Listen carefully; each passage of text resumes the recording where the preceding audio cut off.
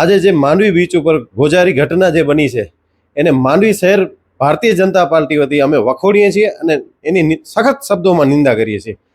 આવનારા દિવસોમાં આવી ઘટના ન બને અને નિર્દોષ માણસોની જીવ હત્યા ન થાય એના માટે તંત્રને સખતપણે કહીએ છીએ કે આવી ઘટના ન બને એના માટે આ સંડોવાયેલા આરોપીઓ છે એના ઉપર સખતમાં સખત કાર્યવાહી કરવામાં આવે.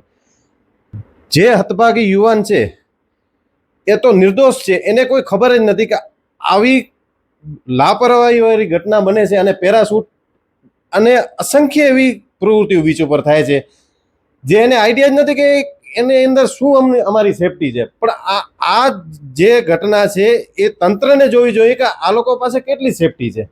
માત્ર ને માત્ર આ તંત્રની લાપરવાહી છે. હું એટલા શબ્દોમાં કહું છું કે જો આવનારા દિવસોમાં આના અંદર જો સંડોવાયેલા અધિકારીઓ જે પણ છે, જે સંડોવાયેલા અધિકારીઓ છે એના ઉપર જો આરોપનામામાં અધિકારીઓના નામ નહીં નાખવામાં આવે તો અમે ગાંધી ચિંધ્યા માર્ગે પણ જશું. કારણ કે આની અંદર આરોપી પણ તંત્ર જ બને છે, કારણ કે તંત્રની લાપરવાહીથી જ આ ઘટના બની છે. બીજી વાર આવી ઘટના બનશે, હું કહું છું બનશે ને બનશે જ. તંત્રની મીઠી નજર હંમેશા હોય છે આ લોકો ઉપર. તંત્રની સંડોવણીને લીધે જ આ બન્યું છે ને હું તો તમને કહું છું કે આવનારા 12 મહિનાની અંદર આવી ઘટના બનવાની જ છે ભાઈ. ન બને એવું થવાનું નથી, બનવાની જ છે.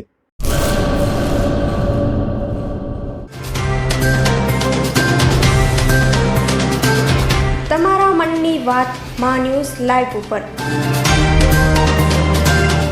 સાંજે 5:30 કલાકે લાઈવ દરમિયાન વાત કરવા 97 252 06125 ઉપર કોલ કરવો.